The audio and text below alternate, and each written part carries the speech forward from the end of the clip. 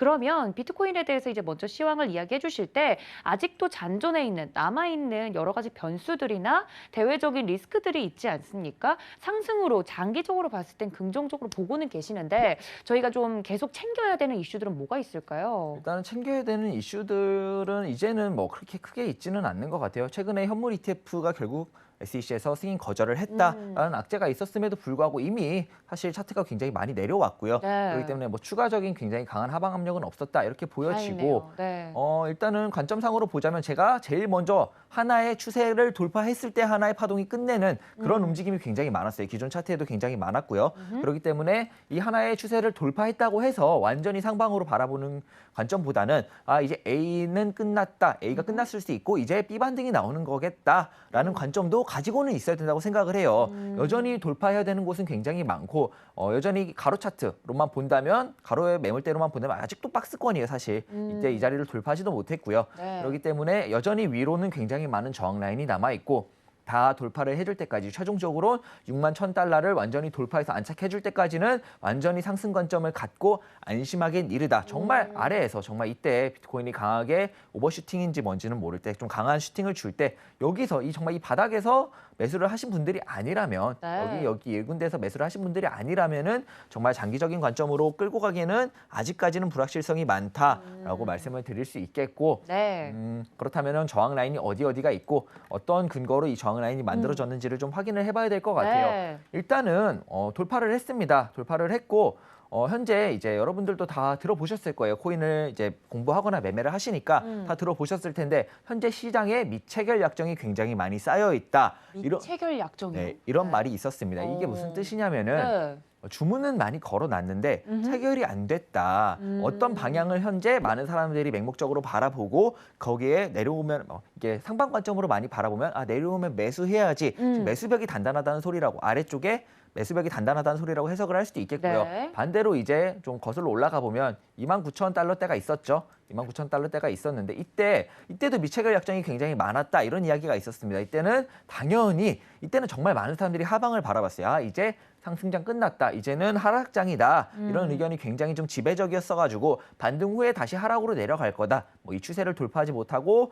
전반적으로 하락장이 올 거다. 이런 의견이 굉장히 지배적이었기 때문에 네. 아무래도 이제 뭐 선물 시장이 있다 보니까 비트코인 같은 경우에는 선물 세력들이 많이 선물 시장을 이용합니다. 많이 선물 시장을 이용하니까 선물 시장이 있다 보니까 아무래도 이제 숏 미체결 약정이 굉장히 많았어요. 이제 하방 포지션을 갖고 있는 이런 미체결 약정이 굉장히 많았고 이때는 이거를 현물 매수라고 하죠. 비트코인을 네. 실제로 많이들 매수하면서 이제 숏 포지션이 스퀴징이라고 당하는데 숏 포지션이 청산이 좀 나면서 이건 역시도 숏 포지션을 만약에 갖고 있다가 이게 청산이 나면은 이거는 매수 주문으로 들어가게 돼요. 그러니까 청산을 내면서 이 숏을 잡는 사람들의 물량을 계속해서 청산을 내면서 올렸던 게 이때의 상승이었고요. 네. 현재에서 봤을 때는 현재 사실 많은 분들이 아실 거예요. 현재 시장 자체 이때 많이 내려왔다고 하더라도 이때만 해도 현재에서도 저번 주만 해도 전반적으로 저도 그랬고 단기적으로든 중장기적으로든 아무래도 조금 조정 후에 상방 관점이 지배적이었어요.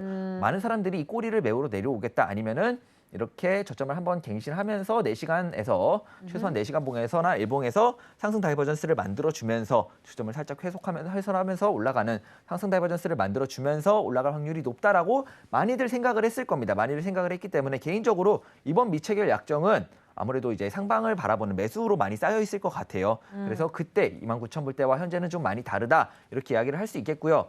그렇기 때문에 그때 29,000불 때처럼 무지성으로 올라가는 그냥 쭉쭉 상승으로만 나오는 걸 기대를 아예 안 할 수는 없겠지만 그때랑 지금은 이 부분이 좀 다르다. 그때는 이제 하방을 바라보는 사람들이 많았고 그렇기 네. 때문에 그 사람들의 포지션을 다 청산을 내면서 잡아먹으면서 올라갔다라고 생각을 하시는 게 좋고 지금은 하방보다는 상방을 바라보는 사람이 더 많기 때문에 같은 미체결 약정이라고 하더라도 조금은 다르다. 이거를 좀 생각을 해주셨으면 좋겠고요. 네. 그다음에 이제 뭐 코인을 하시는 분들은 아실 텐데 뭐 이 방송을 코인을 잘 아시는 분들만 보시는 게 아니잖아요. 그렇죠. 숏스퀴징이라는 게 뭐냐라고 하면은 뭐 해외 선물을 하시는 분들도 있고 주식 하시는 분들은 공매도라고 좀 이해를 하시면 될 것 같아요. 외국인들이 우리나라 시장에서 공매도를 많이 하잖아요. 공매도라는 그렇죠. 게 결국 하락에 베팅을 하는 건데 그렇죠. 떨어질 것이다에 이제 떨어질 때 수익이 나는 구조인 네, 맞습니다. 거죠. 그거를 네. 이제 국내 선물 시장도 있고 해외 선물 시장도 네. 있고 국내 주식만 하더라도 공매도라는 포지션을 가지고 그렇게 하긴 하는데 이게 숏 스퀴징이라고 해요. 이 포지션들을 다 잡아먹으면서 올라가는 그런 상황이 많이 나오기도 하는데 대표적으로 많이들 아시는 사례가 있어요. 바로 게임스탑의 사례인데 많은 분들이 이제 개인들과 기관들의 어떤 싸움이 됐었던 그때 기관들의 네. 숏 포지션에 개인들이 많이 청산을 냈었던 그런 사례가 있고요. 그렇기 때문에 그때는 비트코인 역시도 29,000불대 올라갈 때는 많은 사람들이 하방을 바라보고 있었고 이거를 강한 현물 매수와 함께 그걸 다 청산을 내면서 올라갔던 사례고 현재는 같은 미체결 약정이 많이 쌓여 있다고 하더라도 조금은 다르다. 청산을 내면서 올라가는 움직임보다는 아무래도 그냥 매수 포지션에 미체결 약정이 많아 보인다로 해석을 할 수 있을 것 같고요. 일단은 추세는 돌파를 했습니다. 좀 4시간 봉으로 디테일하게 보자면 추세는 돌파를 했는데 네. 아직까지는 박스권입니다.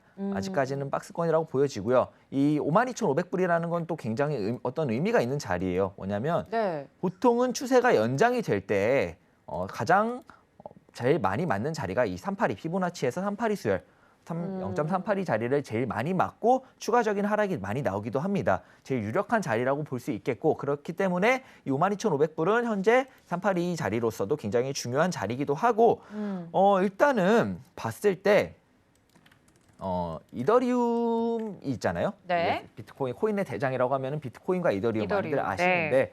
최근에 비트코인이 또 이제 선물 ETF는 승인이 됐고 현물 ETF까지도 승인을 하냐 안 하냐 이런 이야기가 있으면서 굉장히 제도권으로 많이 올라왔어요. 어떤 미국 주에서는 주 코인을 만들기도 하고 네. 어떤 미국의 주지사들은 월급을 비트코인으로 달라 뭐 이런 말도 하면서 이전에도 저번 주에도 제가 말씀을 드렸지만 중국이 코인을 배제하는 동안 이 코인 시장의 패권을 미국이 좀 가져가고 싶어서 네. 아무래도 좀 제도권의 본격 좀 박차를 가하고 있다 이렇게 말씀을 드렸었는데 네. 그만큼 제도권으로 올라오면서 많은 기관들도 진입을 하고 또 여러분들 아시는 뭐 일론 머스크나 우리나라만 해도 이런 게임 기업들이나 넥슨이나 이렇게 해가지고 많이들 매수를 하잖아요. 네. 좀 큰 기업들이 비트코인 자체를 현물로 많이 매수를 합니다. 많이 매수를 하고 있는 상황에서 그러다 보니까 점점 제도권화로 갈수록 움직임이 더 복잡해지고 더 많이 지저분해졌습니다. 좀 페이크라고 하죠. 좀 속이는 움직임도 굉장히 많아졌고 네. 굉장히 좀 예측 불가능한 상황이 많아졌다라고 생각을 해보고요. 근데 반대로 네. 이더리움 같은 경우는 차트가 비교적 정직하게 움직여요. 그래가 그 이유가 뭐죠, 전문가님? 아직까지는 좀 손바꿈이 비트코인보다는 좀 덜 일어났거나 아니면 이더리움 자체가 갖고 있는 특징 이미 많이들 사용하고 있고 시장 안에 그리고 네. NFT랑도 많이 엮여 있고 그렇기 때문에 이더리움 자체가 갖고 있는 특징 때문일 수도 있고요.